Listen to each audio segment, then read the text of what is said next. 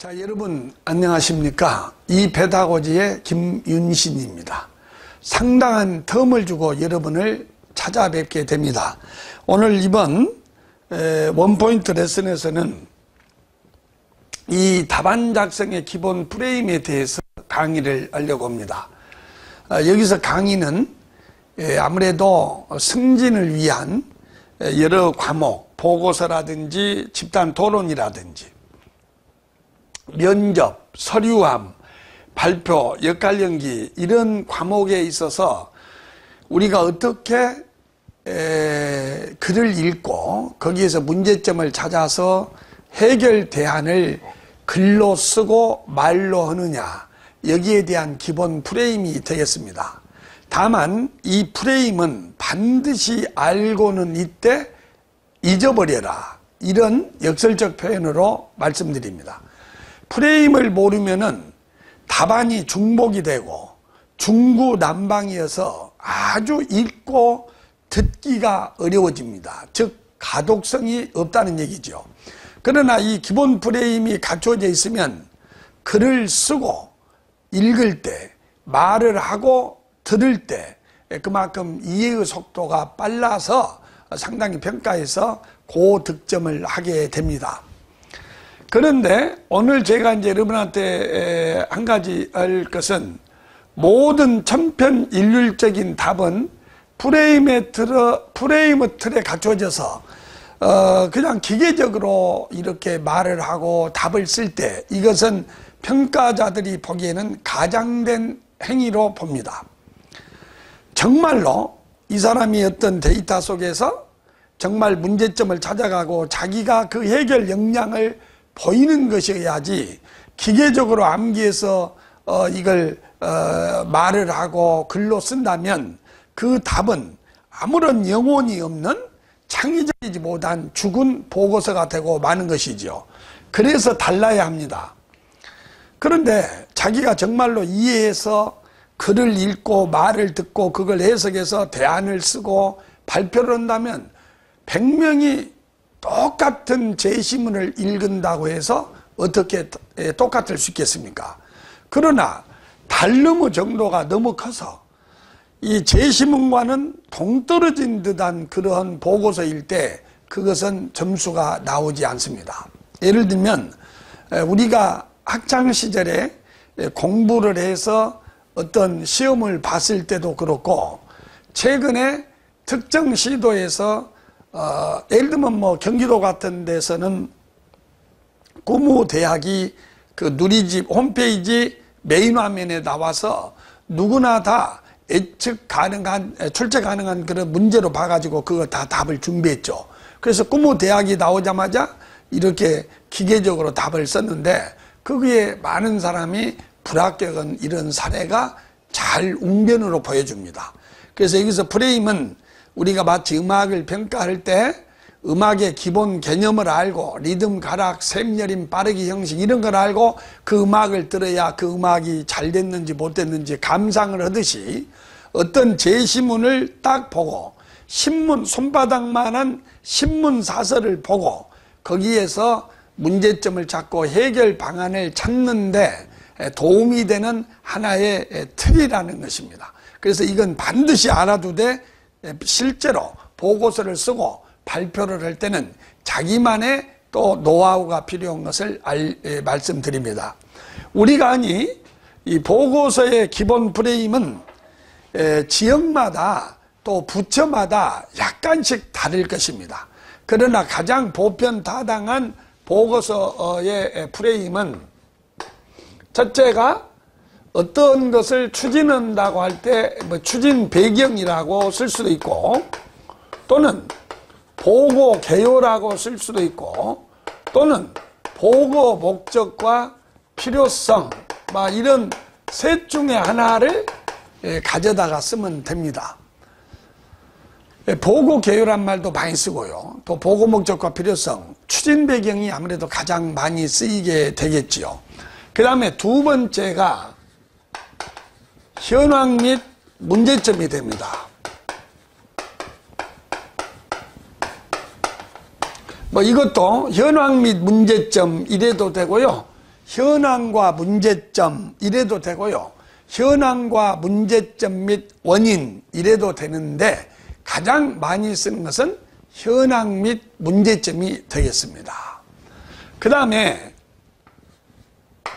세 번째가 이제 이 현황과 문제점을 배경으로 해서 어떤 추진 방안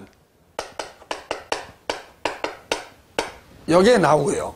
그 다음에 네 번째는 이 추진 방안에서 가장 시급하고 중요한 과업을 이끌어내서 이걸 어떤 단계로 추진할 것이냐 하는 세부 추진 계획이나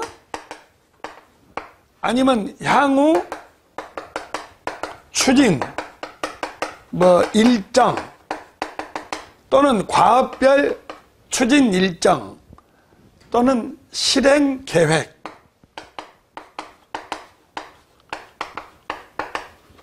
이런 게 이제 많이 써지는 그런 내용이 됩니다. 그래서 이 세부 추진 계획에서는 이 과제별 추진 일정이 있고, 그 다음 이제 이러한 것에 대해서 어떻게 홍보를 할 것이냐, 홍보 계획,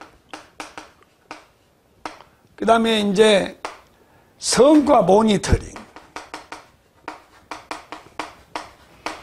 그렇게 이제 오늘이 2018년 4월 7일입니다. 아주 고샘추위가 기승을 부리고 있어서 겨울 외투를 입었죠. 근데 어제 이제 쓰레기 대란 문제를 놓고 이낙연 총리께서 이렇게 국무회의에서 장관들을, 관계부처 장관들을 질책하는 데서 가장 많이 나오는 것이 이행 점검이란 말이 많이 나오더라고요. 그래서 실제로 어떤 부처에서는 실행 모니터링, 이행 점검 이런 말을 쓰는데 아마 이게 많이 쓴 것 같아요. 근데 이것이 더 좋은 용어일 수도 있습니다. 그리고 다섯 번째가 이제 뭐가 나오냐면 장애 요인과 극복 방안. 그리고 여기서 건의사항은 선택사항입니다. 그리고 이제 기대효과 이렇게 되어 있어요. 근데 이제 우리가 각 부처별로 연수를 받을 때 여기까지만 쓰면 된다 이렇게 또 말한 분도 있어요. 그러나 우리가 이제 실제로 평가를 받고 나서 그 채점평을 들어보면 이런 기대효과나 장애 요인에 대해서 굉장히 중시하는 것을 보기 때문에 저는 이것을 이런 틀로 가지고 강의를 하고 있습니다. 작년에도 이걸 올려놨고 여기에 대해서 그 2만 명 가까이 많이들 보았더라고요. 근데 작년에는 현황과 문제점, 기본 방침, 그리고 세부 추진 계획을 이걸 가지고 세부 추진 계획, 그러니까 작년에 여기다 기본 방침, 그 다음에 세부 추진 계획, 그리고 이렇게 답안을 작성했는데 올해는 채점평을 보고 이렇게 바꿨습니다. 저도. 그래서 여기에는 이제 가장 키워드가 뭐냐면 우리가 보고서나 서류함에서 또 어떤 보고서를 쓰고 역할 연계에서 어떤 갈등 해결을 하고 이럴 때는 이 현황과 문제점에서 파악한 걸 보고 이것과 이것이 잘 매치가 되게끔 여기다가 OW1H를 기하는 것이 추진 방안이 됩니다.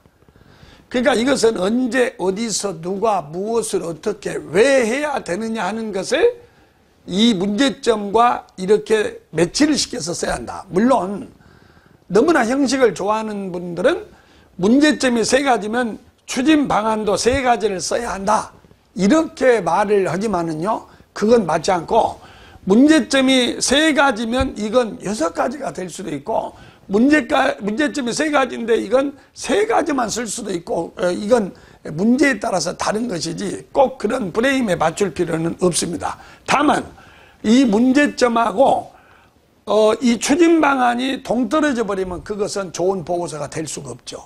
그래서 이것과 이것이 1대1의 매치는 아니지만은 적어도 여기서 문제점이 지적되면 여기에 대한 해결 방안을 써줘야 되는 것입니다. 그리고 세부 추진 계획이나 향후 실행 계획은 이 추진 방안 중에서 가장 시급하고 중요한 과제를 표로 요약해서 한눈에 이 보고서를 받아보는 사람들이, 이제 여러분 같으면 평가자가 되겠죠. 이분들이 이 세부 추진 방안에서 가장 시급한 과제가 뭐냐, 이걸 단계별로 제시를 했냐, 그리고 여기에 대해서 어떻게 홍보를 하고 이 이행 점검을 하겠느냐, 그리고 이 과제를 주고는데 이런 장애 요인이 예측이 되니 이걸 미리 예측해서 이렇게 극복을 하고 그랬을 때 이런 기대 효과가 온다는 것을 3페이지 또는 2페이지 정도 써서 우리가 평가를 받게 되는 것이죠. 그래서 우리는 평가 지표는 서류함에 있어서는 변화관리니 고객지향, 성과관리, 조직관리, 정책기획 역량, 조정능력, 또 여러 가지 이 용어로 표현을 합니다만은 대개 그 모든 것은 정보 수집과 분석 능력이 좌우합니다. 정보 수집과 분석 능력이 좌우를 해요. 자, 이게 혹시 안 보이면 이쪽에다 쓸까요? 예, 보이는데, 그러면 이 정보 수집과 분석은 뭐냐면 제시문이 주어집니다. 그게 3페이지로 주어질 수도 있고 1페이지로 주어질 수도 있고 20페이지로 주어질 수 있는데, 그 제시문 속에서 핵심이 되는 단어를 요약하는 것이 정보 수집이 됩니다. 이건 마치 우리 산에 올라가면 널려있는 잡초 속에서 몸에 좋은 약초나 이런 것을 뽑는 것과 같은 것이 정보 수집 능력이 되는 것입니다. 예를 들면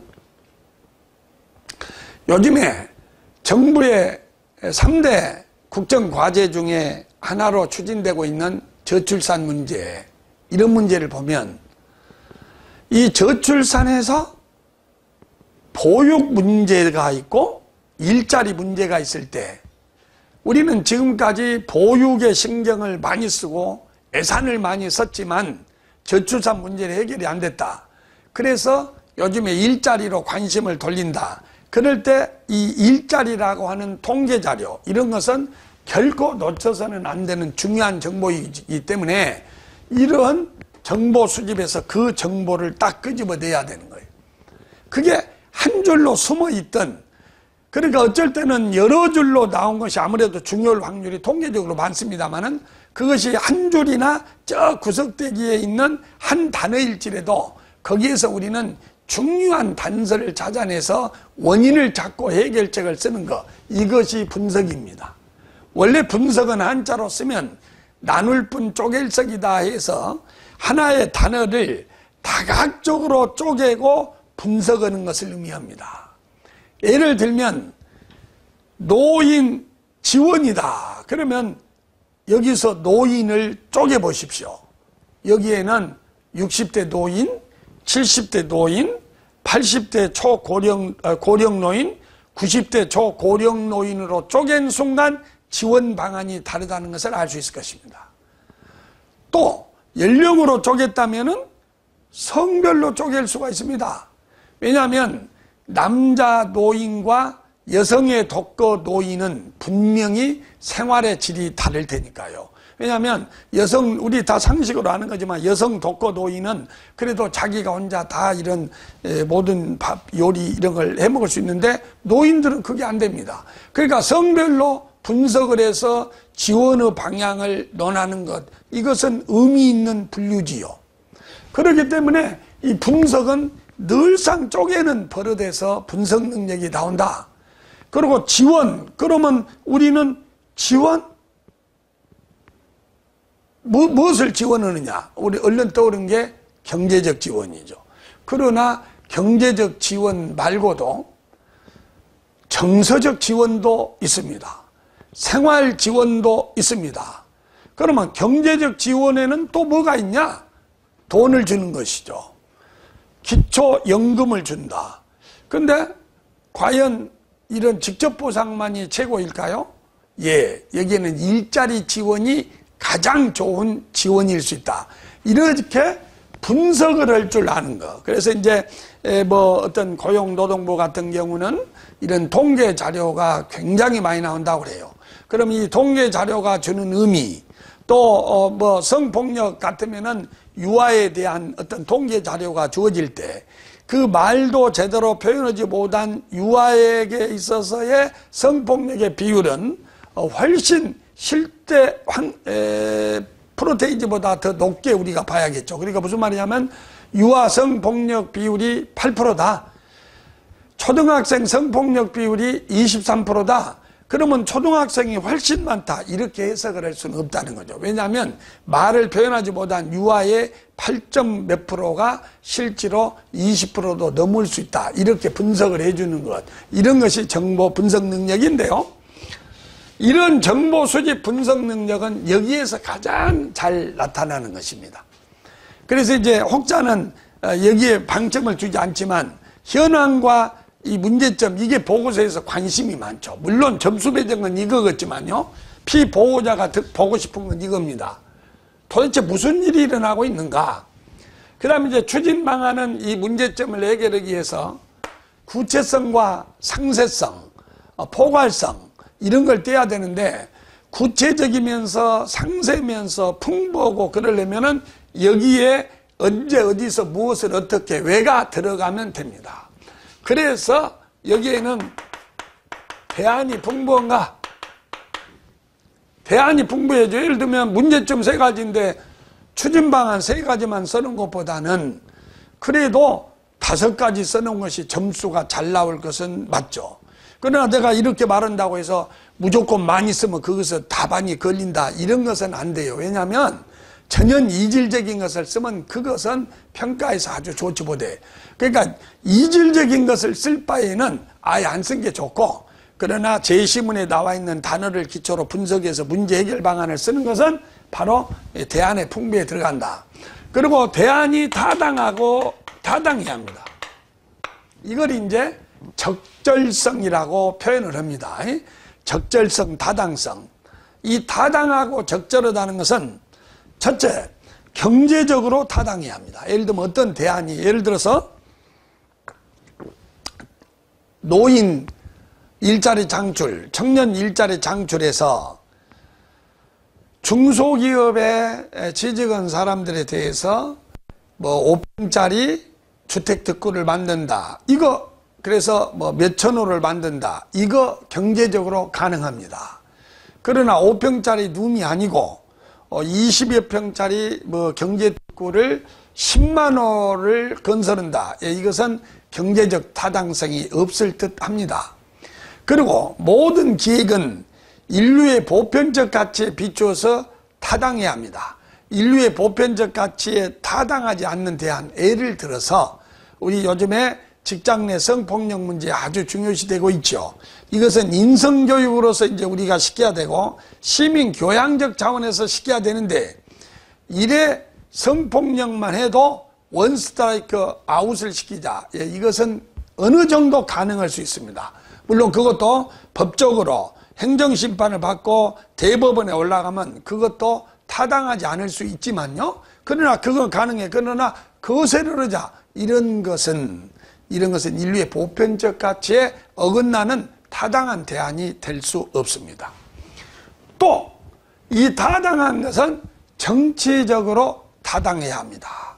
이 정치적이란 말은 매우 복잡한 이런 뜻입니다. 정치적이란 것은 수많은 이해관계가 내포되어 있다는 것입니다. 이런 문제는 이런 거버넌스를 통한 합의, 이런 것이 있기 전에는 아주 힘든 그런 문제가 됩니다. 그래서 논리적으로 타당해야 한다. 경제적으로, 정치적으로, 이념적으로, 가치적으로, 기술적으로 타당한 대안만이 대안으로서 인정받고, 마지막으로 유용한 대안만이 점수를 받습니다. 유용이란 것은 사회의 가치를 증진시키는 이런 대안을 많이 담고 있어야 그것이 되는 겁니다. 극단적으로 뭐 있으나마나한 대안 5개 쓴 것보다는 정말로 인류의 가치, 또 고객의 가치, 국민의 가치를 증진시키는 유용한 대안 2개가 더 점수가 나온다. 이런 것을 여러분 잘 유념하시기 바랍니다. 그 다음에 이 향후 추진 일정이나 실행 계획은 이 중에서 중요한 문제를 어느 부서가 어떻게 하느냐, 그런 것에 대해서 써주는 거고요. 그리고 이제 성과 모니터링, 이게 이제 왜 중요하냐면, 이 성과 모니터링이라고 하는 것은 우리가 어떤 계획을 세워서 그걸 실행하다 보면 모든 정책에는 의도했던 것과 의도하지 않았던 그런 정책이 나타나게 됩니다. 예를 들면 우리가 시급을 우리 비정규직이나 아르바이트생이나 이런 사람을 위해서 시급을 올려줬지 않습니까? 이것은 좋은 정책입니다. 그러나 시급을 올려주다 보니까 김밥말이 이런 데서 어떤 아주머니를 고용해서 쓴다고 할 때 그 2,500원짜리 팔아가지고 너무 인건비가 많이 나갑니다. 그리고 아르바이트생의 시급을 높여주다 보면 200씩 나간다 그 말이에요. 그러면 그 아르바이트생을 안 쓰겠죠. 기존의 인원을 자르겠죠. 이것이 바로 뭐냐면 의도하지 않았던 그런 어떤 정책의 문제가 유발될 때 그런 것을 중간중간 이행 점검을 해서 부작용이 나타나지 않도록 해야 한다는 그런 얘기가 되는 것입니다. 자, 여러분, 우리가 교육 문제로 돌아오면 요즘에 학생 그 종합생활기록부란 거 있죠. 학종. 그러면 우리 학생 종합생활기록부란 것이 뭐냐면 이것이 탄생하게 된 배경이 이렇게 지필고사를 봐가지고 수능시험으로 학생을 뽑으니까 이게 시대에 맞지 않는다 이 말입니다. 성적만으로 학생을 뽑는 거. 우리가 영양평가 제도를 도입한 게 뭐예요? 머릿속에 어떤 암기된 지식보다는 정말 실천 속에서 더득한 이런 체험지를 중시하는 이런 역량을 보기 위해서 뽑는 거 아닙니까? 그런데 학교가 수능시험이나 국어 영사 암기해가지고 쉽게 말하면 제4차 산업혁명기인 지금 써먹지도 못할 그런 지식을 평가하는 것이 아니고 이런 성적이라는 한 줄 세우기로 아이들을 뽑으니까 이것이 교육이 뒤떨어졌다 해서 학생부를 도입하게 된 것입니다. 그런데 학생부를 도입하게 됐는데 이제는 학생부에 들어가 있는 다양한 경험이나 이것이 가정의 배경에 따라서 예를 들면 저 캐나다나 아프리카에 가서 봉사하고 온 사람하고 자기 할아버지 집에 가서 봉사한 사람의 격차가 있다. 그래서 이 조차고 도입은 이 제도가 금수저 학생 종합생활기록부다. 그래서 또 이것을 우리가 이제 바꾸고 있단 말이에요. 그러면 학생 종합생활기록부로 대학교 입학 선발을 다양화하자 그럴 때 점검 요인은 뭐가 되느냐? 이것이 금수저 학생 종합 전형으로 스펙화되느냐 안 되느냐를 점검을 해서 속에 의도했던 기대 효과를 산출할 수 있어야 돼. 그런 것을 우리가 이제 성과 모니터링에서 해야 됩니다. 그래서 이 성과 모니터링은 점검 요인과 점검 방법과 그 다음에 점검을 해서 성과 관리 이렇게 3가지로 나뉩니다. 이제 여기에 등장하는 단어라고 하는 것이 예를 들어서 이런 것이 있습니다. 우리가 요즘에 청년 일자리 장출이다. 예를 들면 재난 극복을 예로 들어보죠. 이번에 정부에서 이제 우리가 밀양의 그 병원 화재 사건이 충북 제천에서 그 스포츠센터 화재 사건으로 엄청나게 많은 인재가 죽고 얼마 안 돼서 경남 밀양에 그 화재 사건이 일어났거든요.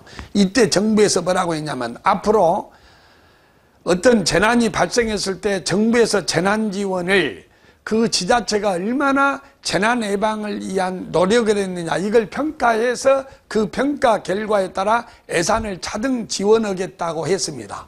그 말이 바로 성과 관리에서 나타납니다. 즉 지자체 평가 시 재난안전관리 노력을 평가하여 그 실적에 따른 예산 차등 지원, 이런 방안이 여기에서 써져야 됩니다. 그러니까 이제 우리가 그 보고서를 잘 쓴다는 것은 그런 앞과 뒤가 어울려지는 그 단어를 한 3,000개에서 5,000개를 알아야 됩니다. 톨스토이는 30만 개의 그 문구를 자유자재로 동원할 수 있었다고 그래요. 30만 개의 패러그랩을 이해할 수 있었다. 그 다음에 바둑의 이세돌이는 뭐 3만 개의 정석을 외우고 있다. 그러면 그 3만 개 정석이면은 그 페이지로 따지면은 3만 페이지, 10만 페이지가 되는데 이 정도의 그 정석을 외우고 있죠. 그래서 우리는 보고서 쓸 때는 방금 제가 말했던 단어 있지 않습니까? 지자체 평가 시 안전관리 실행 노력을 평가해서 우수 그 실적에 따른 예산 차등 지원, 이런 것을 3,000개에서 5,000개를 알고 있으면 자동적으로 보고서, 극단적으로 말하면 보고서 한 20분이면 답이 나올 수 있을 정도로 되겠습니다. 그 다음에 이제 장애 요인이라는 것은 장애 요인에는 또 3가지가 있을 수 있어요. 예를 들면 내가 장애 요인을 하다 보면 꼭 이것만을 강조해요. 어떤 대안을 만들어 놓고 그것을 집행하는 과정에서 장애 요인을 꼭 고집한 분이 있는데, 가령 이 제목이 예를 들면 저출산 고령사회 대책이라고 합시다. 제목이.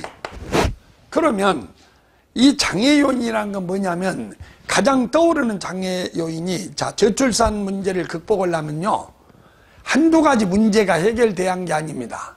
청년들 일자리 해결이 돼야 됩니다.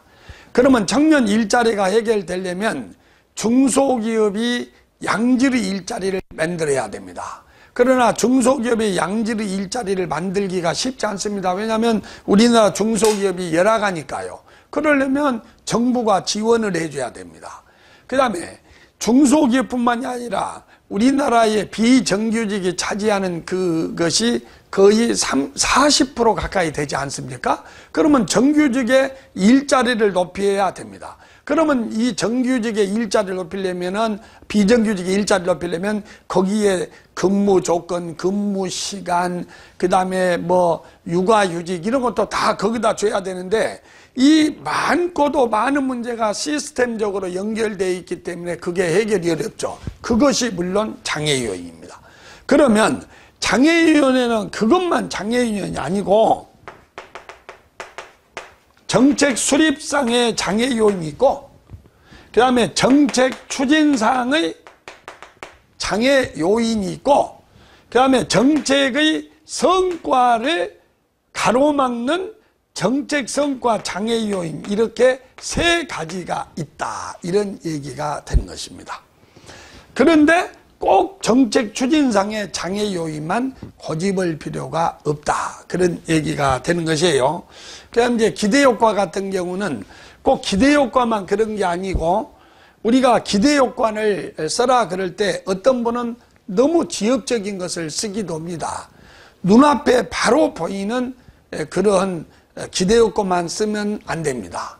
그래서 기대효과는 구체적이면서도 포괄적이고 종합적이고 단기 정량적이면서 장기 정성적인 기대효과를 써야 하는 것이지요. 예를 들면 청소년 성교육 그러면은 당장의 기대효과는 건강한 이 학교생활 조력, 이것이 됩니다. 그러나 장기적으로 보면 건강한 민주 시민 양성, 이게 되겠지요. 그래서 우리는 모든 대안을 마련하거나 그럴 때는 단기적이고 직접적이고 이런 대안도 중요하지만요, 장기적이고 가치적이고 이런 대안이 이렇게 같이 있어야 되는 겁니다. 결론부터 말하면 구체적인 건 좋지만요, 추상적인 건 좋지 못합니다. 그리고 포괄적 종합적인 건 좋지만요, 지엽적인 것은 좋지 못합니다. 그래서 장기적이면서 정성적인 이런 것을 다 써야 된다, 이런 얘기가 됩니다. 자, 이제는 큰 얼개를 설명했습니다. 얼개. 우리가 이제 보고서를 잘 만든다고 하는 것은 뭐냐면요, 자, 우리가 어떤 서류함은 문서 형태로 만들어서 그걸 가지고 인터뷰를 합니다. 이 얼개를요, 어떤 부서는 50분 내에 해야 되고요, 어떤 부서는 90분, 120분, 또 어디는 3시간, 여기서 얼개를 마련해야 돼. 가히 페이지 수에 비해서 시간이 살인적이라고 할 수 있습니다. 보고서를 2시간에 쓴다, 2시 반에 쓴다, 3시간에 쓴다 할 때 저는 이렇게 말을 해요. 70%까지 이 얼개가 다 만들어져야 돼. 얼른 여기에 대해서 또박또박 생각날 때 그것을 빨리 옮겨놔야 돼. 그러면 단어 하나가 기초가 돼서 수정을 하다 보면 막 전후방 파급 효과가 나옵니다. 가령 어떤 단어 하나가 안 떠오르잖아요. 그런데 순간적으로 여기 작성에다 여기다 넣어야 할 어떤 단어가 딱 떠올라. 그러면 그걸 여기다 적어 넣어놓은 것입니다. 그러면 나중에 이 단어를 가지고 전후방 파급 효과가 막 떠올라요. 그러면 이름을 또 적어요. 이 얼개가 2시간을 쓰는 그 지역 같으면은 제가 볼 때는 90분에 이 얼개가 다 돼서 30분을 퇴고를 해야 해요. 퇴고.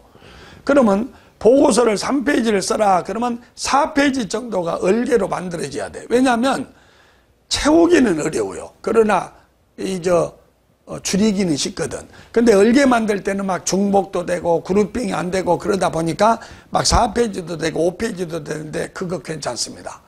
그 다음에 퇴고를 이제 해야 되는데 그 퇴고는 뭐냐면 바로 이런 것입니다. 예를 들어서 이 보고서를 쓸 때 제가 지금까지 경험에 의해 보면 이걸 가장 어려워해요. 이 상어입니다. 왜냐하면 현황과 문제점을 꼭 이렇게 써야 된다는 거죠.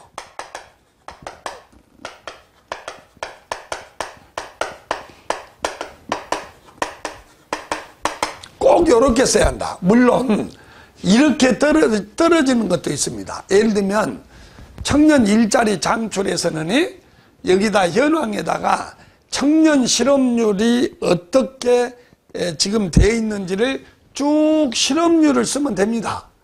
그리고 문제점 및 원인이 양질의 일자리 부족하고, 그러니까 이제 예를 들면 수요와 공급 측면이거든. 가지고 이제 양질의 일자리가 부족한 것이 문제점 및 원인이요. 실업률, 여기는 그러니까 실업 사태가 심각하다는 것을 통계 자료를 인용하면 되고, 이렇게 실업 사태가 심각한 것은 인력 수요가 적어, 양질의 일자리가 부족하고 대기업에서 고용률이 떨어진다는 거죠. 그리고 고학력자가 과잉이다. 그렇기 때문에 이렇게 문제점 및 원인이 딱 구별이 됩니다. 그러나 대부분의 문제는 현황과 문제점 및 원인으로 그룹핑을 해서 이렇게 쓰려다가 보면 중복이 되고 이 구별 경계가 없어버려. 그리고 여기가 현황과 문제점이 있는데 여기다 또 현황 문제점 쓰는 것은 지면 낭비입니다. 그러면 여기서 현황과 문제점은 제목이 저출산 고령사회면 저출산 현황, 고령 현황을 쓰면 되는 거예요. 청년 일자리 창출이면 실업사태, 심각한 실업사태를 쓰면 됩니다.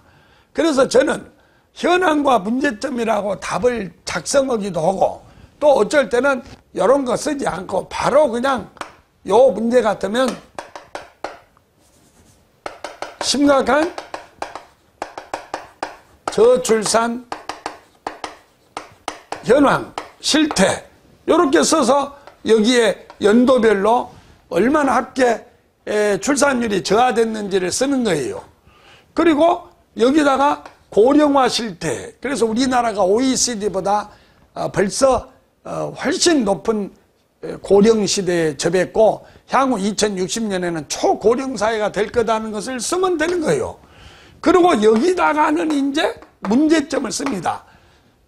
여기도 문제점도 저출산의 문제점, 고령사의 문제점을 쓰고 이 문제점을 극복하기 위한 대안을 여기다가 딱 맞춰서 쓰는 거예요. 그래서 기승전결로 딱 연결되게 쓰는 것. 이것이 바로 구성체계입니다. 그래서 보고서 지표는 전부 5가지로 끝나요. 얼마나 정말 필요한 통계자료를 요약했나. 그리고 그 통계자료나 단어 속에서 어떤 문제점을 찾고 원인을 찾았는가. 그리고 제시된 대안이 풍부한가, 타당하고 유용한가, 실현 가능성이 있는가. 이번에 이낙연 총리께서 뭐라고 하셨냐면 쓰레기 대란 문제에 대해서 정책이 실행력이 없으면 그건 정책이 아니라 수필이다. 이런 말을 했습니다. 그러면 정책이 실행력이 있어야 된다는 것은 주민들이 이해하고 지적으로 이해할 뿐만이 아니라 또 이해관계에 맞아야 되고 또 그 수거하는 그 업체가 맞아야 되죠. 그것이 맞지 않으면 그건 정책을 실행할 수 없는 것입니다. 예를 들어서 자, 이번에 비닐로 대란이 일어났단 말이에요. 그러면 그 비닐을 수거 분리를 하려고 하는데 그 수거업자가 중국에서 안 사버리니까 이해타산이 안 맞아. 여기다가 대안을 거버넌스를 통한 쓰레기의 심각성을 장기적으로 설득시키자. 이것은 수필입니다. 그게 되겠어요? 아니, 생각해봐요. 그 쓰레기 수거업자가 비닐을 사가지고 말이야, 트럭으로 크게 해봐야 그 10,000원이나 20,000원 되고 이런 건데, 그 분리수거를 하려고 아주머니들 2~3명 쓰면 인건비로 200~300에다가 그거 거버넌스를 통한 이런 그 사회적 합의 도출, 쓰레기 심각성 인지 이런 것이 대안이 되겠습니까? 수필이죠. 그래서 정부에서 만들어낸 게 뭐냐면 비닐 생산 공장은 비닐을 생산해서 돈을 벌었고 주변에 쓰레기를 만드는 외부 불경제를 줬잖아요. 그러니까 비닐 생산업체에 환경 부담금을 거두어서 그 돈을 가지고 쓰레기 분리수거에 지원을 해주겠다. 이것이 유용하고 적절한 대안인 것입니다. 그래서 이제 그런 거. 그런데 이게 아무리 좋아도 여기에 나온 게 또 여기에 나오고 여기에 나온 게 또 여기에 나오면 눈살을 찌푸릴 수밖에 없죠. 그리고 사람은요, 이 그룹핑이 안 되고 정리가 안 되면 머리에 이해가 잘 안 되는 거예요. 제가요, 이런 실험을 해봅니다. 이렇게 노트에다가 실험이 아니고 무엇을 쓸 때 좌측에 들어가야 할 것을 먼저 썼어요. 여기다가 이렇게 16절지가 있어. 그러면 내가 보고서 작성할 때 왼쪽에 들어가야 할 것을 우연히 여기다 썼어. 그러다 오른쪽에 들어가야 할 것을 지면이 여기 없으니까 여기다 썼단 말이야. 아니, 그런데 이거 옮기면서 자꾸 머리가 혼동이 돼요. 왜냐하면 이게 왼쪽이 아니라 오른쪽이니까. 우리 인지구조가 이런 것입니다. 그래서 보고서에서 엄청 중요한 게 체계예요. 체계는 그룹핑이에요. 그룹핑은 같은 것은 묻고 다른 것은 분리한 겁니다. 그래서 여러분, 원인에 넣어야 할 것을 실태에 넣는다거나, 그 다음에 어떤 저출산에 관련된 문제를 고령사회에 넣는다거나, 이렇게 그룹핑이 엉터리면 아무리 나머지가 좋아도 안 된다. 그래서 보고서는 형식이 중요한데 그 형식은 체계다. 체계는 방금 내가 말한 것처럼 이렇고 이렇다, 문제가 이런다, 그러니까 해결 방안은 이런다. 이 추진 방안 중에서 중요한 세부 추진 일정은 단계별로 이거다. 그런데 이건 이렇게 알리겠다. 그리고 이 실행을 하면서 나타나는 주기적인 점검해야 할 사항은 꼭 이거다. 점검을 해서 우수 업체에는 어떻게 하고 부진기관은 어떻게 하겠다. 이런 것이 딱 들어가가지고 이 장애인 극복하면 이런 게 나온다. 이게 딱 되면요, 보고서 3페이지 채점하는데 2~3분이 안 걸립니다. 근데 이렇게 이번에 그 박근혜 대통령 1심 판결문 무슨 부장판사님이 정말로 차분한 목소리로 정말로 법의 문의안도 이해할 수 있게 잘 이렇게 한 거 얼마나 긍정적 평가를 받고 있지 않습니까? 여러분이 제출하는 보고서는 여러분보다 지위가 높은, 시간이 바쁜 이런 분에게 알리려고 하는 보고서이든 아니면 피평가자로서 작성해야 할 보고서이든 2번 읽게 또 퀘션 마크가 붙게 용어를 선택하면 그건 좋은 점수를 받을 수가 없습니다. 아주 쉽게. 근데 쉽게 쓴다는 말은 뭔가? 가독성이 있어야 됩니다. 그러면 가독성이라고 하는 것은 뭐냐? 알아듣기 쉽게 말하고 읽기 쉽게 그룹핑을 해줘야 가독성이 있는 것이죠. 그래서 우리는 쉽게 말한다는 것의 의미는 맞춤형 답안입니다. 그러면 맞춤형 답안은 뭐냐? 여기서 저는 중요한 말이 나오는데, 보통 보고서 쓸 때 서류함이나 역할 연기 때 주어진 제시문을 바탕으로 해야지 여러분의 업무 처리와 관련된 경험을 근거로만 안 됩니다. 이렇게 말이 나옵니다. 그러니까 거기에 이제 채점한 사람들은 예를 들면 내가 문제를 내가지고 내가 채점한 것이 제일 좋아요. 그렇게 원래 해야 됩니다. 그래서 출제자가 이렇게 채점을 해야 돼. 근데 이제 어찌된 영문인지 출제자가 채점을 하지 않고 다른 그 사무관들이 한다거나 또 다른 교수님들이 하는 경우가 많아요. 저는 이것은 옳지 않다고 보는 사람이에요. 비용을 좀 많이 들여서 비용을 많이 주고 출제한 사람이 그 18명 뽑은데 3배수로 본다, 4배수로 본다, 60명이면 180, 그러면 우리 같은 경험으로 의하면 4일이면 완벽하게 합니다. 좀 중간에 하루 쉬어도 5일이면. 근데 타시도에 사무관이 와서 한다거나 경영학 박사 한다거나 이러거든. 그러나 우리는 그걸 받아들입시다. 그러려면 가독성이 높은 답안은 뭐냐? 제시문의 단어를 가지고 답안을 써야 그게 점수가 나온다고 하는 것입니다. 예를 들면 저출산 고령사회 대책에서 노인들이 경제적으로 빈곤하고 정서적으로 애로워서 자살률이 있다, 이런 말이 한 4줄 5줄이 나왔어. 근데 보고서에 그 고령화 대책에 거기에 대한 대책이 없다면 거기는 키워드 채점에서 지금 찾고 있습니다, 채점자가. 그러면 거기에는 이건 이질적 답이다, 이렇게 나오기도 합니다.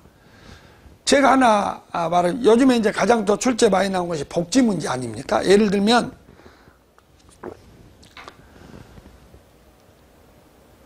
교육복지 그러면은 거기에는 이제 제가 말을 좀 어렵게 하자면요, 그 복지에는 시설과 같은 것, 시설복지라는 것도 있어요.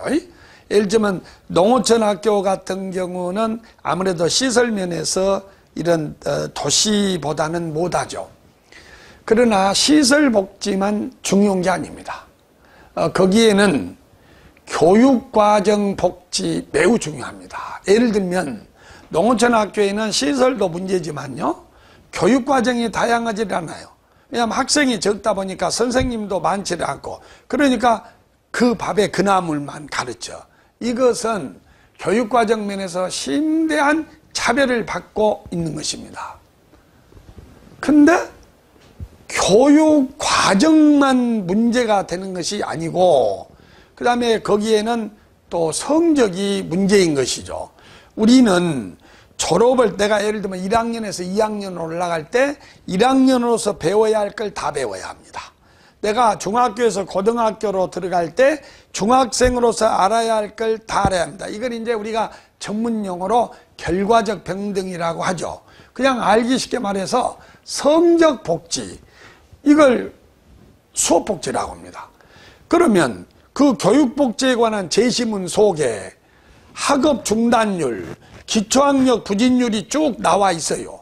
그런데 막상 보고서 답안을 봤더니 기초학력 지원팀을 만들어서 어떻게 하겠다, 이게 없다면은 그것은 점수에서 분명히 깎이게 됩니다. 저는 가독성은 아까도 말했지만은 출제한 전문 교수님이 자기가 출제한 걸 가지고 답안을 채점한다면 상당히 어렵게 써도 좋냐 안 좋냐를 점수를 줄 겁니다. 그러나 타시도의 사무관이 와서 또 다른 교수님, 경영학자가 와서 그것을 평가할 때 그들에게 이러이런 식으로 채점해라고 채점표를 주는데 그걸 채점 기준표 루브릭이라고 합니다. 여기에서 이런 게 들어가야 합니다. 이게 나와 있는가 보십시오. 또 인터뷰 같으면 그래요. 인터뷰를 할 때 수업 복지에 대해서 말을 하지 않으면 이렇게 물어보십시오. 이렇게 평가지표가 주어져 있어요. 그러니까 우리가 자꾸 뭘 물어보고 이런다면 아, 내가 이 분야에 말을 못했구나, 이렇게 해야 돼. 그래서 여러분 정리하겠습니다.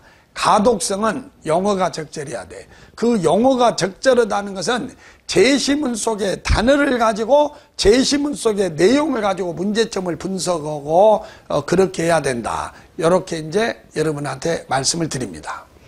자, 이것이 이제 요 얼개요. 그러면 이제 이렇게 퇴고를 할 때는 여러 단계에 거치게 되는데, 첫째, 그러면 이제 요게 2페이지를 써라고는 저 지역도 있고, 또 서류함 같은 데는 뭐 그게 이제 한정이 없고, 또 이제 어떤 데는 3페이지를 써라고 그래. 근데 내가 이제 지금 4페이지를 썼다고 합시다. 그러면 제일 첫 번째 해야 할 일이 오타 잡는 것입니다. 이 오타는 제가 논문 같은 걸 볼 때 상식화된 띄어쓰기가 들렸다거나, 그 다음에 너무 오타가 많으면 일단은 그 논문은 신뢰하지 않습니다. 너무나 상식화된 띄어쓰기가 들리고 이런 사람이 좋은 보고서를 작성할 리는 절대로 없습니다. 이 보고서는 그 청의 얼굴이고 그 부서의 얼굴이고 그 사람의 얼굴이에요. 그러므로 제일 문제되는 것이 표현을 바로잡는 거예요. 표현을 바로잡는 거 뭐냐면 중복된 말에 반해. 여러분 그 사족이 많습니다. 예를 들면 우리 기차역 앞에서, 기차역전 앞에서, 그러면 그 중복된 말이지 않습니까? 그래서 이 중복된 단어는 우선 자꾸 띄어쓰기 고치고, 이것만 해도 상당한 정도의 제시문이 제법 얼굴 같습니다. 두 번째 일은 중복된 건 무조건 빼야 합니다. 여기서 한번 나왔는데, 자, 추진 방안에서 여기에서 한번 나왔어. 근데 밑에 나온다. 이 중복된 건 무조건 빼야 돼요. 무조건입니다. 왜냐하면 사람의 인지구조가 너무 중복이 되면 이게 어디에 들어간 단어인지 이렇게 해서 점수가 나오지 않습니다. 그 다음에 중복된 걸 뺀 다음에 마지막에 할 일이 이치 찾아넣기요. 이걸 저는 그룹빙, 유머가라고 합니다. 근데 그룹빙을 할 때, 자, 지금 정리합시다. 절대로 퇴고를 하지 않으면, 그러니까 이런 사람은 절대 합격하지 못해요. 허겁지겁 5문제까지 답안 작성 겨우 했다, 이건 안 돼요. 거의 좀 과장해서 말하면 퇴고 시간이 40%는 돼야 돼. 그러면 퇴고는 첫 번째 띄어쓰기 맞춤법 잡아라, 두 번째 중복된 거 무조건 빼라, 세 번째 제2치를 찾아내라. 그러면 제2치는 뭐냐면, 제일 큰 이치는 어떤 사람은 객관적 실태에다 써야 할 놈을 문제점에 쓰는 경우는 이렇게 바꿔야 돼요. 또 문제점에 써야 할 것을 여기다 쓰면 또 요리 바꿔야 돼. 그 다음에 이행 점검 요인인데 장애 요인에 썼다 그러면 이거 바꿔야 돼. 이런 것이 있고, 두 번째 이치는 제도와 의식입니다. 우리가 흔히 시줄 날줄이란 말을 쓰지요. 시줄 날줄은 다른 거 아닙니다. 우리가 어떤 이 어부가 어떤 그 그물을 잘라면 이런 시줄과 날줄이 있어야 하듯이, 이런 것이 하나의 시줄이라면 그 다음에 이 각각은 제도와 의식이 있어야 돼요. 예를 들어서 현황에서 어떤 제도가 있는가, 정부가 저출산 고령사회 문제를 해결해서 몇 번간의 저출산 고령사회 계획이 발표됐는가, 이런 것을 제도라고 합니다. 자, 그런데 이름에도 불구하고 우리 국민들의 저출산 인구 문제에 대한 위기의식을 어느 정도 느끼고 있는가, 이런 것이 제도와 의식에 관한 현황이요. 문제점도 마찬가지입니다. 컨트롤 타워가 있는가, 제도가 있는가, 아니면 의식의 문제인가, 가령 우리나라 청렴의 가장 큰 문제는 우리나라 사람의 의식에는 접대의식이라는 게 있습니다. 대접은 되는 거죠. 그러니까 이제 접대의식이 나쁜 건 꼭 하지요. 하지만 공적인 업무에서 당연히 해야 할 일을 접대를 해주고 접대를 받는다. 그러면 거기에서 부패가 들어가는 것이죠. 그 다음에 우리나라 사람은 능력보다 연고를 따집니다. 이것을 우리가 연고주의 문화, 네포티즘이라고 합니다. 그러면 이런 연고주의가 왜 나쁘냐? 능력보다는 학연을, 능력보다는 혈연을 따져요. 그러니까 여기에는 공정성이 들어갈 수가 없고 능력 있는 사람이 클 수가 없어서 이것은 능력주의가 가고 국가 경쟁력에 점을 먹는 것이 되는 것입니다. 그러니까 의식은 대개 문화라는 거예요. 문화는 10사람이 정의를 내리면 정의가 다 달라요. 그런데 보고서에서 말하는 문화는 몸에 밴 습성이라는 뜻입니다. 고질적 습성을 말하죠. 그래서 우리나라의 고질적 접대 문화, 연고주의 문화, 예를 들면 우리나라의 지금의 성폭력 문제 미투 운동으로 인해서 이렇게 많은 사람이 정말로 폐가 망신하는 경우가 많지요. 그런데 그것은 우리의 고질적인 남성 우월주의, 서열주의, 이런 거, 권위주의. 우리는 이렇게 직책이 직책이 무슨 국장 과장이면 인격도 국장 과장이 되죠. 그러니까 이 여성보다도 직장 상사는 성적인 문제까지도 우월한 의식을 발휘한다. 이것이 성폭력의 첫 번째 시발점입니다. 그러므로 우리는 성폭력 예방을 위해서는 남성 우월주의를 없애고 직장 내 남녀 평등주의가 돼야 된다. 저출산 고령 문제도 그러고 그 다음에 일자리 창출에도 남녀 평등주의가 필수로 들어갑니다. 그래서 우리는 의식에는 항상 문화, 우리 고질적 문화가 뭔지, 그래서 거기에 저출산 고령 사회는 분명히 그런 게 나와. 우리나라 직장 문화에 대해서 쭉 나옵니다. 그리고 우리나라 사람의 문화의식은 저도 그런 게 있는데 짧고 명쾌하게 이른다. 이런 서구 논리는 합리주의는 맞지 않아요. 예를 들어서 무슨 말이냐면 생산성 있게 5시간이 할래 7시간보다 낫다. 이게 서양 문화의 합리주의예요. 우리는 그런 거 아니에요. 졸면서라도 날새기한 사람이 충성한 사람입니다. 그래서 이러한 일에 대한 문화가 바뀌어야 되고 여가를, 이 여가란 말이 또 상당히 중요한 말인데요. 여가는 사람을 살찌우고 영혼을 살찌우는 그런 거예요. 이건 서양 논리입니다. 우리는 여가를 할 일이 없이 논다는 뜻으로 받아들이기 때문에 우리나라의 일가정 양립, 저출산 고령 이런 것은 우리나라의 노동문화가 바뀌지 않는 한 갈 길이 멀다. 그런데 이 문화는 고질화된 습관이기 때문에 바꾸기가 어렵습니다. 그래서 여기에는 2가지 방안이 따릅니다. 하나는 법으로 강제해야죠. 또 하나는 거버넌스를 통한 부단한 설득과 홍보와 합의, 이 2가지가 문화를 바꾸는 데 들어가게 됩니다. 그러면 제도는 뭘까요? 자, 여러분, 이게 좀 지저분한데, 어때, 좀, 기억을 위해서, 좀 이걸, 이렇게 지워야겠는데. 저는 이렇게 말했어요. 보고서라는 그물이 짜지려면 시줄, 날줄이 갖춰져야 한다. 시줄은 방금 말했던 이런 거. 그 다음에 날줄이 있어야 보고서가 되는데 그 날줄이 뭐냐? 제도적인 측면과 의식적 측면이 갖춰져야 됩니다. 제도는 우선 어떤 정책이라든지 정책보다 하위 개념이 법입니다. 이 법이라는 것은 그 정책을 강제화하기 위해서 만든 것입니다. 예를 들면 우리가 이 청년 일자리 창출을 만든다거나 그 다음에 이제 어떤 안전정책을 한다거나 교육복지정책을 할 때는 이 법이란 것이 없으면 또 김영란법이 없으면 우리의 고질적인 접대 문화가 안 깨진다고 방금 말했죠. 그래서 어떤 정책과 법, 재정을 통한 이런 추진 동력을 확보하자. 자, 되게 보고서 쓸 때 어려운 게 영어는 알겠는데 요 뒤에 말을 쓰지를 못해요. 그래서 가칭 무슨 법, 이제 법에는 법률도 있고 조례도 있고 규칙이 있어. 근데 우리 보고서에 제일 많이 나온 것이 무슨 법, 무슨 조례, 이런 것을 만들어서 추진 동력을 확보하다. 이것이 대안이라면 이것이 기대 효과예요.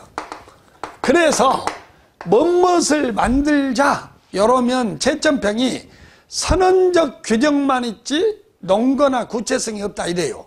그러니까 무엇을 만들자가 아니라 왜 만들자, 이것이 요 대안의 기대 효과이면서 논거가 되는 거예요. 논거.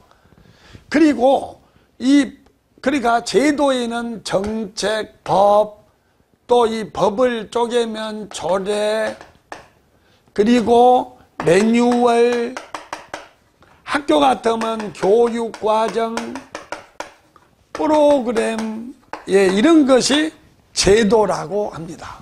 이런 것이 제도가 되는 거예요. 근데 예를 들어서 매뉴얼이 중요할 때가 있고 프로그램이 중요할 때가 있습니다. 자, 매뉴얼은 우리 서류함에서 지금 요즘에 이제 갯버릇 기환, 그래가지고 옛날에는 여러분도 너무 잘 아시지만은 옛날에 이제 간척 사업을 했잖아요. 그래갖고 이제 돌아가신 정주영 회장님이 어디다가 간척을 해갖고 바다를 박아갖고 엄청 돈을 많이 만들어서 쌀을 만들었고 그것이 이렇게 쌍수를 받았던 그런 때가 있었어요. 그러나 지금은 쌀이 남아 돌아가고 이래. 그러고 먹을 게 많아. 그래서 지금은 역간척이다 해서 간척을 이제 헐고 갯벌을 살리자. 이런 게 지금 대세입니다. 그런데 이 갯벌을 살리자, 습지를 살리자 해가지고 뭐 인천이든 경기든 경남이든 다 그냥 오만간 데가 습지를 살리자 이렇게 돼 있어요. 근데 이제 습지를 살린데 그 습지에서 관광지 수입으로 먹고 산 사람들, 주민들, 이런 사람들마다 전부 이해관계가 다르다 그 말이에요. 그런데 예를 들어서 포도시 먹고 살만하니까 거기에서 AI 조류독감이 딱 나온다. 그러면 2, 3개월을 또 놀아야 돼요. 근데 법에 보면은 조류독감이 발견이 돼가지고 예를 들어서 뭐 2, 3주 동안 더 이상 진전이 없으면 부분 개장을 하도록 되어 있다. 이건 이제 시장 군수가 사전에 조사를 해가지고 재량에서 할 수가 있단 말이에요. 그런데 이 시장 군수가 그런 어떤 그 구체적인 지침 매뉴얼을 만들어서 20일이 돼도 재발이 안 되면 이걸 해라. 우리가 열겠다. 이런 매뉴얼을 미리 만들어서 그 농민들한테 제시를 한다면 그 매뉴얼을 보고 예측 가능하게 장사를 할 수 있을 텐데 이게 군수 입과 눈만 보고 있단 말이에요. 그러다 보니까 막 폐업이 속출해. 이럴 때는 매뉴얼이란 말을 많이 씁니다. 근데 이제 어쩔 때는 성교육을 할 때는 매뉴얼을 만들자 이렇게 안 써. 이럴 때는 성교육 프로그램을 만들자 이런 말을 합니다. 근데 이제 이 매뉴얼이나 프로그램은 어울리는 단어가 있어요. 제가 아까 이제 3,000개를 알아라고 그랬는데 매뉴얼은 꼭 앞에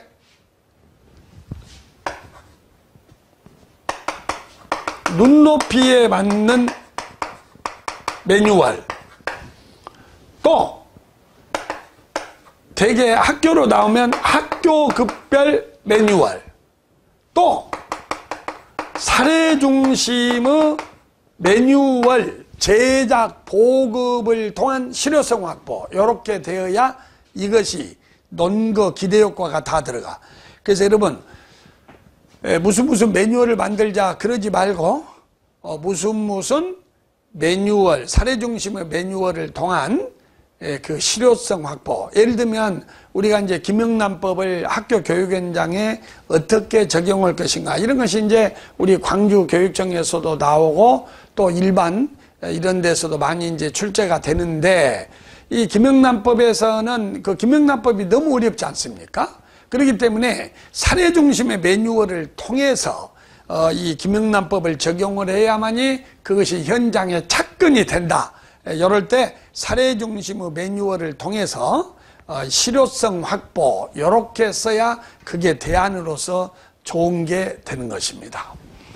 그 다음에 이 제도는 대개 이런 거 말고 어떤 기구가 또 매우 중요합니다. 기구. 예를 들어서 우리 저출산위원회라는 기구가 중요하죠. 위원장이 누굽니까? 대통령입니다.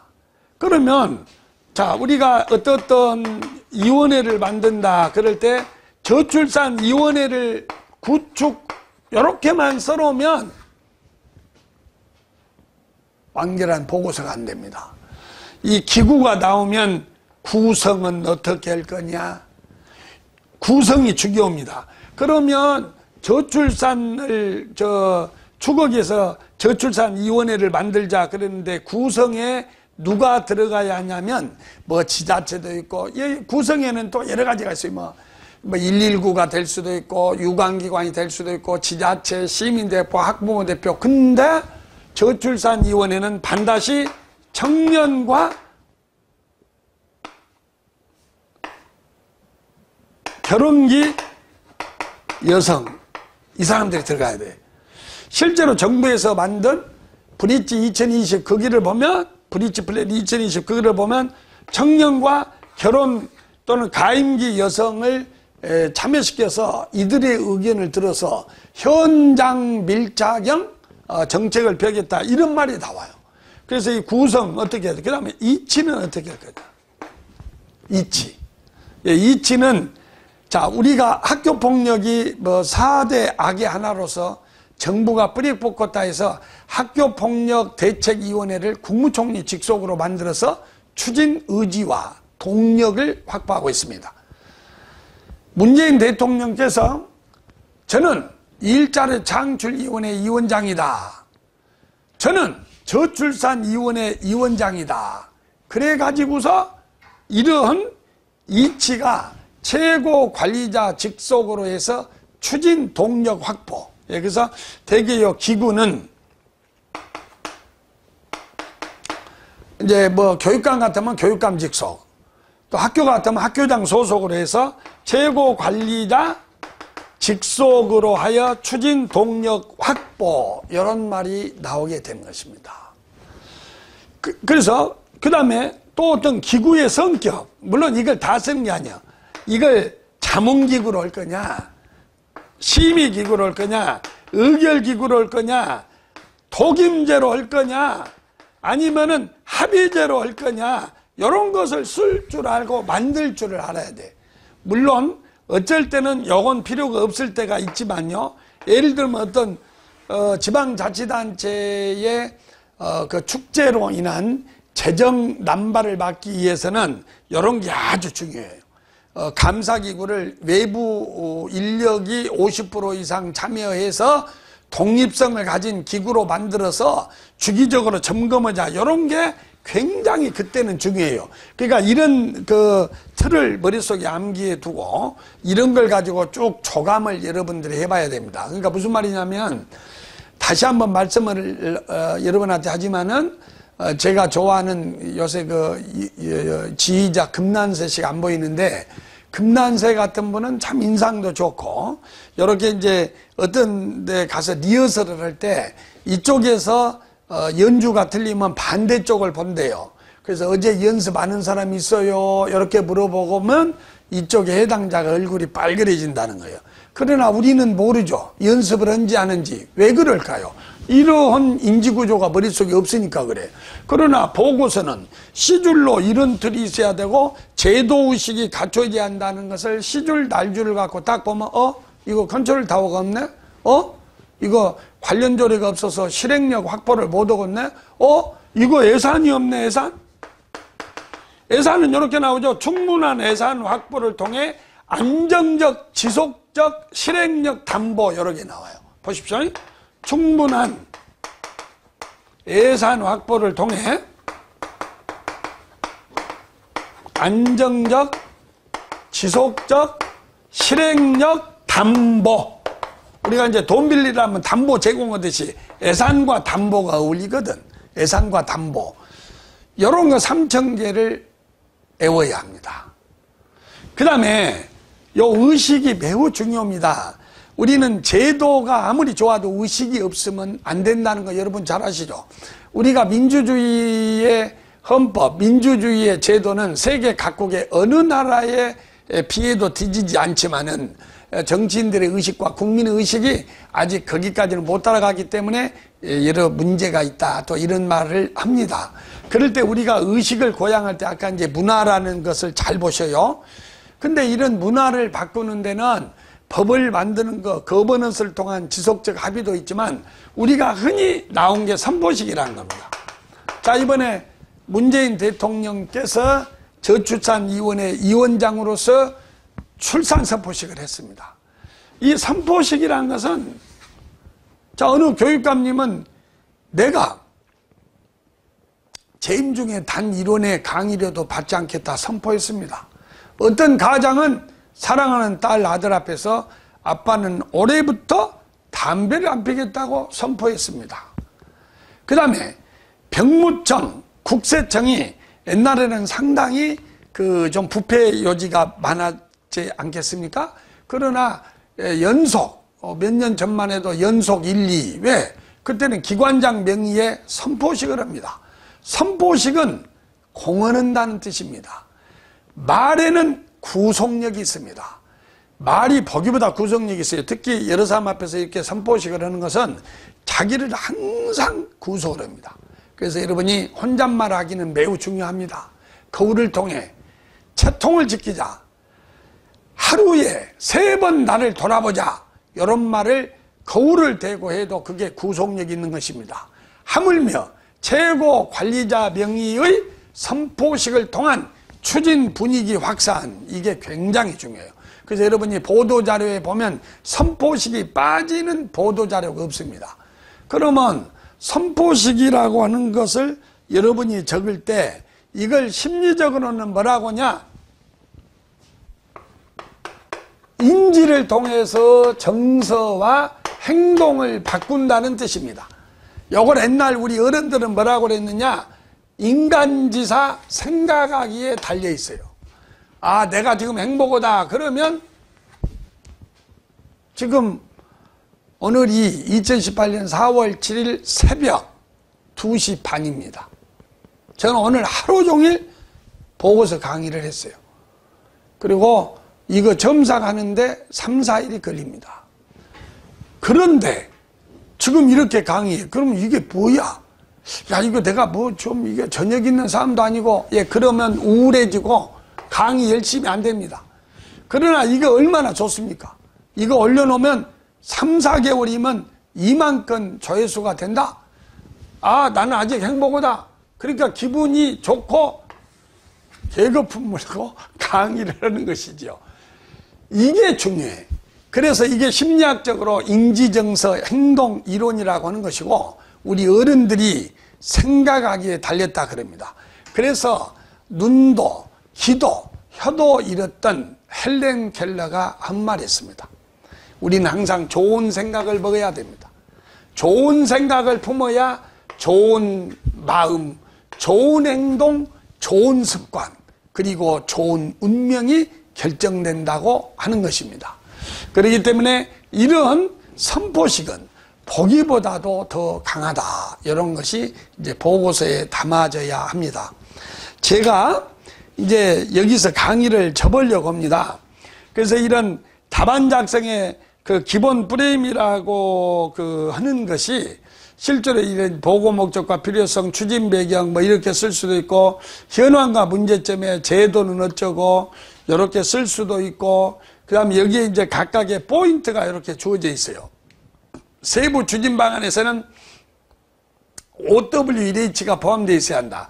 그래서 제도에 가장 어떤 사람은 법령보다 정책이 상위 개념인지 모르고 법령이 상위 개념이라고 하면 안 돼요. 그래서 정책, 법령, 조례 무엇을 만들어서 그래서 이런 걸 내와야 돼. 가칭, 무슨 조례, 보충, 정비, 개정을 통한 강력한 추진 의지를 천명 아니면 무슨 조례 제정을 통한 체계적, 안정적, 지속적 추진 근거 담보, 요런 게 다 보도자료에 나온 용어란 말이에요. 요런 걸 써야 되고, 학교 같으면 학급의 학생회를 통한 규칙 제정과 자치법정을 통한 자율적 규제, 자율적 추진이지 요게 최고예요. 요게 최고입니다. 그래서 여러분이 외부에서 지시하고 통제하는 것은 기분 나빠요.